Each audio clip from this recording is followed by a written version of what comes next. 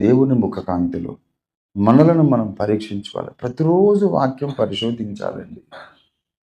ఏమండి? ప్రతిరోజు బైబిల్ చదవాలి. అది నా కొరకే రాశాడు నా యేసయ్య. నేనే పరిశోధించాలి. ప్రతిరోజు ప్రత్యక్షత పొందాలని ఆశతో బైబిల్ చదవాలి. ఆ ప్రకారం నడవడానికి ప్రయత్నించాలి. మీకు అర్థమైనా చదవాలి, అర్థం కాకున్నా చదవాలి, ఇష్టమైనా చదవాలి, ఇష్టం లేకున్నా చదవాలి. ఊపిరి ఎలా పీలుస్తున్నాము మానకుండా, అలా ప్రార్థన, దేవుని వాక్య ధ్యానం మానకుండా. నాడి కొట్టుకోవడం ఆగదు, ఆగిన రోజు నువ్వు చచ్చిపోతావు.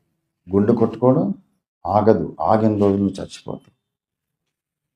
ముక్కులో నుంచి శ్వాస ఆడడం ఆగదు, ఆగిన రోజు నువ్వు చచ్చిపోతావు. అట్లాగే ఆధ్యాత్మిక జీవితానికి వాక్య ధ్యానము, ప్రార్థన ఆగకూడదు. ఆగిన రోజు నువ్వు ఆత్మీయంగా ఆధ్యాత్మికంగా చచ్చిపోతావు.